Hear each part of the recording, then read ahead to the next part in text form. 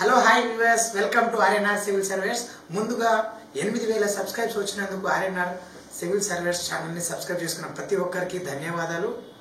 And ముందుగా మనం చెప్పుకోవాల్సిన విషయాలలో ఎన్నో సర్వేల గురించి మనం ఇప్పటిదాకా డిస్కస్ చేసాం. బట్ భారతదేశం మొత్తానికి కూడా ఇప్పుడు మాట్లాడుకుంటున్న main topic Hydra Hydra Hydra. So అసలు హైడ్రా అంటే ఏమిటి, అసలు ఎలా వచ్చింది, ఎందుకు వచ్చింది, నెక్స్ట్ వీటి వల్ల జరిగే నష్టాలేంటి, దీనివల్ల జరిగే లాభాలేంటి, ప్రతి ఒక్కరికి ఏ విధంగా ఇది ఉపయోగపడుతుంది, దీని యొక్క ముఖ్యాంశాలు ఏంటిదనేది ఒక్కొక్కటిగా మనం టాపిక్ మాట్లాడదాం. ఫస్ట్ ఆఫ్ ఆల్ హైడ్రా అంటే Hyderabad disaster response and asset protection agency. So ఎందుకు ఇది అంటే మన హైదరాబాద్లోనే ముఖ్య ఉద్దేశంగా ఏవైతే చెరువులు ఉన్నాయి, ఏవైతే కాలువలు ఉన్నాయి, ఏదైతే ప్రజెంట్కి నడుస్తున్న మూసీ నదులు కావచ్చు, ఇతర ఏదైతే గవర్నమెంట్ అసెట్స్ అంటే ప్రాపర్టీస్, అంటే ఆస్తులు, ప్రభుత్వానికి సంబంధించిన ఆస్తులని కాపాడుకోవడం కోసం సృష్టించిన ఈ వ్యవస్థనే హైడ్రా అని మనం షార్ట్ కట్లో పిలుస్తున్నాం. సో ఇవి ఏం చేస్తుంది, ఎలాంటి ప్రాపర్టీస్ని సేవ్ చేస్తుంది, ఎక్కడెక్కడ దీని యొక్క ఇన్వాల్వ్మెంట్ ఉంటుంది అంటే చాలా వరకు ఇప్పుడు ప్రజెంట్ హైదరాబాద్కి చుట్టుపక్కల ఏదైతే RRR సర్కిల్ వరకు ఏవైతే ఉన్నాయో అక్కడి వరకు ఏదైనా చెరువులు కావచ్చు, నదులు కావచ్చు, కాలువలు కావచ్చు, అసైన్ ల్యాండ్స్ కావచ్చు, వర్క్బోట్ ల్యాండ్స్ కావచ్చు, ఇతర ఇంకేదైనా సంబంధించిన ఆస్తులకు సంబంధించిన వ్యవస్థని కాపాడడం కోసం ఈ హైడ్రా అనేది పుట్టుకొచ్చింది. సో ఇప్పుడు దీని యొక్క పరిణామం ఎలా ఉంది అంటే మనం చూస్తూ ఉన్నాం. ఒక్క హైడ్రా అనే ఒక్క న్యూస్ తప్ప వేరే ఏ న్యూస్ని కూడా పట్టించుకోనంత స్టేజ్కి ప్రజెంట్ హైడ్రా అనేది అంత హైలైట్గా అయ్యింది. ముఖ్యంగా ఏం జరిగింది అంటే first of all oh big shot మన నాగార్జునని టార్గెట్ చేయడం అందులో ఒక మెయిన్ కాన్సెప్ట్గా ఇక్కడ హైలైట్ అవ్వడానికి ఒక ముఖ్య ఉద్దేశం కూడా అనుకోవచ్చు. కానీ ఎందుకు ఇది అందరి దృష్టిని ఆకర్షిస్తుంది అంటే ఒక చిన్న హింట్ ఇస్తుంది. ఇక్కడ ప్రతి ఒక్కరికి అలర్ట్, ఎవరు ఎలాంటి జాగ్రత్తలు తీసుకోవాలి, ఎవరు ఎలాంటి ప్రాపర్టీస్ని కాపాడుకోవాలి, ఏ ప్రాపర్టీ జోలికి వెళ్ళాలి, ఏ ప్రాపర్టీ జోలికి వెళ్ళకూడదు, ముందు తరాలకి మనకి ఏది అవసరం, ఎలాంటివి కావాలి అనేది ప్రతి ఒక్కరి దృష్టిని ఆకర్షించడం కోసం హైడ్రా ఎంతో కృషి చేస్తున్నది. సో మనం చూస్తూ ఉన్నాం ప్రజెంట్ మరి ఈ చెరువులని ఎందుకు టార్గెట్ చేసిందంటే ప్రజెంట్ అయితే ఫస్ట్ టాపిక్ చెరువులని ఎంచుకోవడం వల్ల ఫస్ట్ ఆఫ్ ఆల్ మన చెరువులు అనేది ఈరోజే కాదు, 2018-19లోనే అన్ని చెరువులకి బఫర్ జోన్లు అండ్ FTLs అనేది ఫిక్స్ అయి ఉన్నాయి. సో FTL అంటే ఫుల్ ట్యాంక్ లెవెల్స్. సో అంటే ఒక వాటర్ యొక్క పరిమాణం ఎక్కడి వరకు అయితే వెళ్తుంది, దానికి ఒక స్థాయి ఎక్కడి వరకు నిల్వ ఉంచాలి అనేది FTLs అంటాం అనమాట. సో FTLs అనేది మన యొక్క పాత కాలంలో సర్వేలు జరిగినప్పుడే ఫిక్స్ అయి ఉన్నాయి.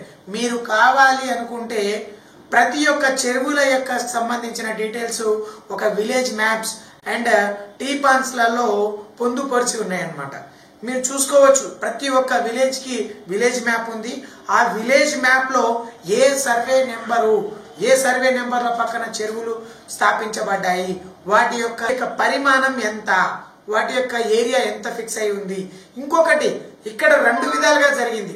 అప్పట్లో ఉన్న క్యాల్కులేషన్స్కి ఇప్పుడున్న క్యాల్కులేషన్స్కి కొన్ని డిఫరెన్సెస్ ఉన్నాయి. క్యాచ్మెంట్ ఏరియా అంటే వాటర్ యొక్క వచ్చే స్లోప్ని బట్టి ఎక్కడైతే స్థిరత్వం, ఎక్కడైతే ఆగగలుగుతుందో దాన్ని క్యాచ్మెంట్ ఏరియా అంటాం. అంటే ఎక్కడెక్కడి నుంచి వాటర్ అంతా వస్తుంది, సో ఆ వాటర్ అంతా వచ్చి ఆ ప్లేస్లో నిల్వ ఉంచుకోవడానికి వీలుగా ఉంటుంది.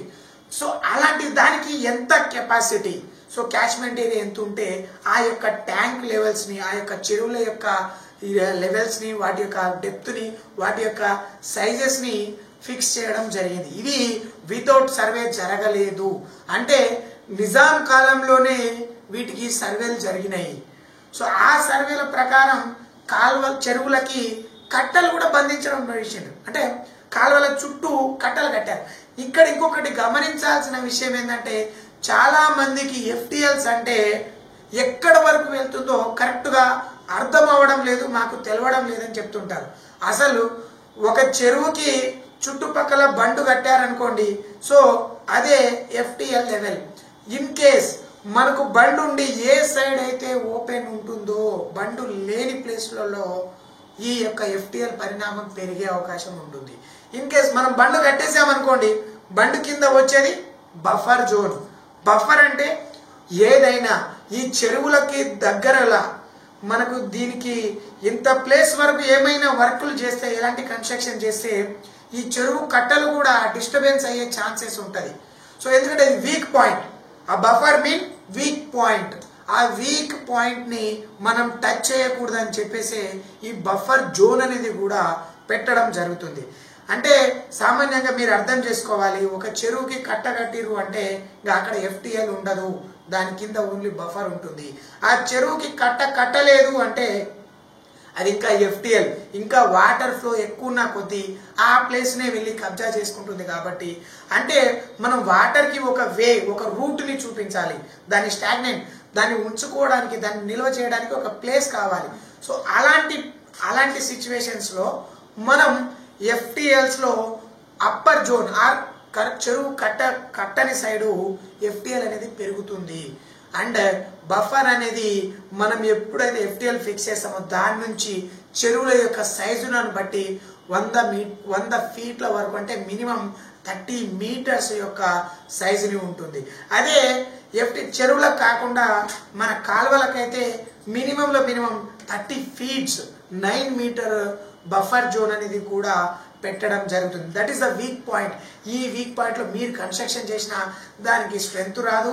Same thing at the same time అదే టైంలో మనకి బఫర్ జోన్లో కన్స్ట్రక్షన్ చేస్తే ఈ యొక్క చెరువుల యొక్క వాటి యొక్క స్ట్రెంత్ కూడా తగ్గిపోయి వాటి యొక్క స్ట్రక్చర్ ఏదైతే ఉంటుందో అది వీక్ అయిపోయి అక్కడ నుంచి సీపేజ్ అనేది స్టార్ట్ అవడం జరుగుతుంది అనమాట. అంటే వాటర్ ఒక్కొక్కటిగా చిన్నగా లీకేజ్ అవుతూ అది రేపు కట్టలు తెగిపోయి పరిస్థితికి వస్తుంది. కాబట్టి ఈ రెండిటి యొక్క ముఖ్య ప్రాముఖ్యతనే అదనమాట. దేన్నైనా ఒక కాపాడుకోవడం కోసం ఈ హైడ్రా అనేది ఎంతో కృషి చేస్తుంది. వీటి గురించి మరిన్ని ఎన్నో వీడియోల ద్వారా మీకు హైడ్రా యొక్క విలువలు, వాటి యొక్క సిచ్యువేషన్స్ ఎలా ఉంటాయి అన్నీ ఒక్కొక్క పార్ట్గా మీకు చెప్పడం జరుగుతుంది.